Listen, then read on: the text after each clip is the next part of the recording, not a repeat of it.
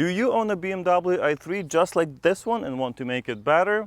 If so, welcome back to the Simple Car Guy channel. Today I will show you my favorite coding changes that I've done in my BMW i3 using the BimmerCode app. They have completely transformed the way I use this car. I will also talk about what you will need to get started and other changes that you might be interested in. So let's get started. To get started, you will need an OBD2 adapter that is compatible with the BimmerCode app on your phone. I bought my V-Peak adapter on Amazon for about $30, so you definitely don't need to buy an expensive one or spend a lot of money. You can find the links in the description for the exact unit that I bought and other ones that I recommend, but there are many options listed on their website as well. The app itself is free, but if you want to do anything fun with it, it will cost you another $30 to activate the full version, which you definitely will need for this video. So for the total of about $60, you are ready to start coding your car. That's kind of amazing if you ask me. I was expecting to spend a lot more money to enable the features that I have. So I won't go into super details on how to set this up, but it's basically very easy. And there are plenty of videos on YouTube showing you how to do so. Plug in the OBD2 adapter and follow the steps in the app to connect. Once everything is set up, you will be presented with different modules on your car. Each is responsible for different functionality, and you can easily spend hours going through options here.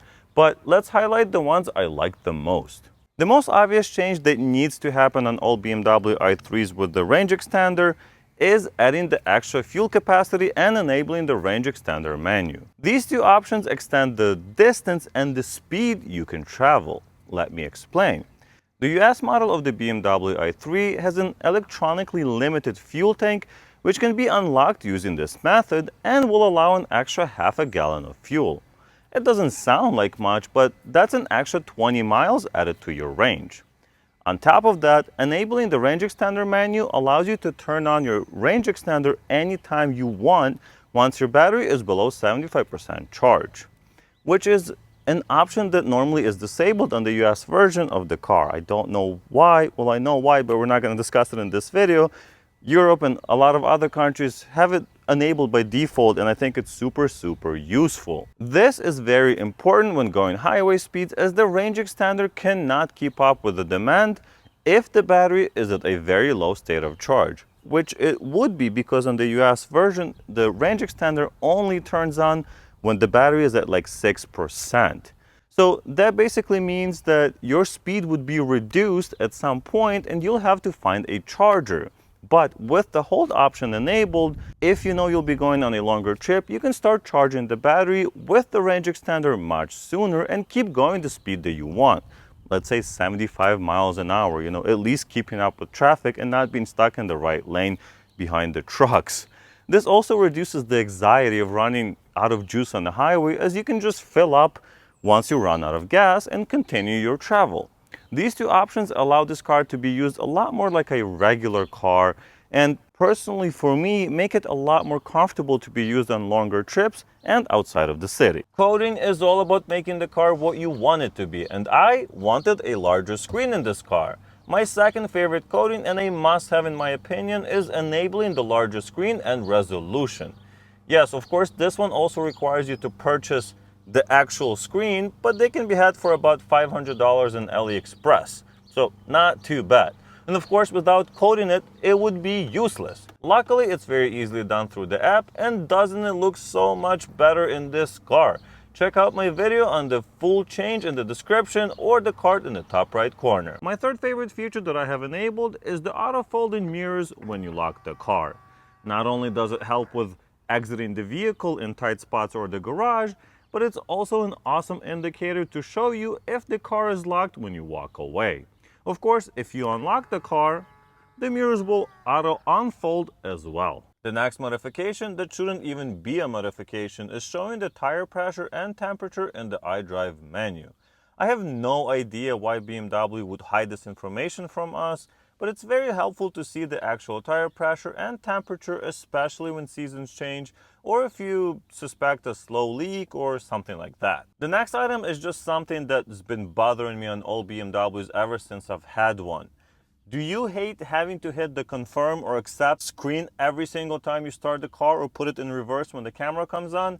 Yeah, me too. Once I've read it once and accepted it, why do I have to keep seeing it every single time? Well, you don't. So I have disabled these annoying messages and warnings as well. There are two options for this, the general legal disclaimer and the camera disclaimer. I have disabled both of them and I'm so much happier for it. Another change to add some comfort to the driving experience was actually changing the heated seats temperature. I know this isn't going to be something that's needed right now, since summer's coming up and it's really hot, but in the winter it was amazing. I was able to set it to exactly the temperature that I like, that doesn't necessarily get me sweaty and hot, but keeps me warm enough while driving in the cold. Is this a big deal? Absolutely not, but I always found the lower settings still a little too hot for my liking, so I have lowered it to what's comfortable for me.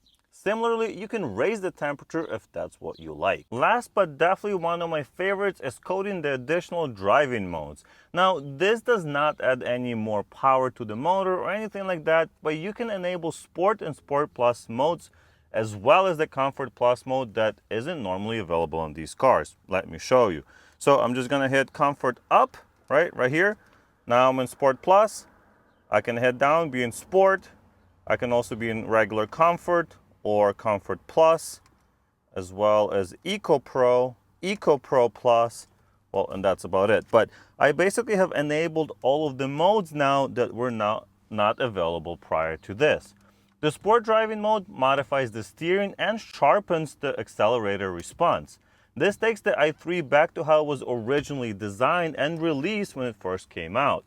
But BMW had to dial back the power off the line on the regular i3 as it was prematurely wearing the motor mounts. So this does come with a risk and not something I would abuse, but I like to use it occasionally instead of the standard soft start. You will also notice that the Sport Plus doesn't show up in the driver's display right here, but that's not a big deal to me as you can clearly see it on the big display when you make the change, and it tells you which one you're in at this time. So pretty cool feature that can be added through coding. Finally, there's one option that I can't figure out.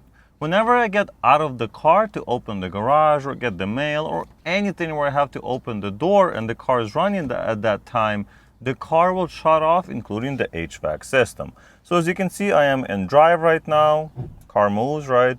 My AC is on, everything is working. I'm gonna put it in park, okay? I want the car to remain working while I go get something out of the car, right? So as soon as I open the door, boom, the car is off. It's no longer ready in the ready state, so the car is turned off. My AC only works as a fan now. The actual AC doesn't work, and this is very frustrating, and unfortunately there isn't an option to keep the car and the AC running when you unbuckle the seatbelt and exit the car, even if it's in park. So if anyone knows how to do this, let me know.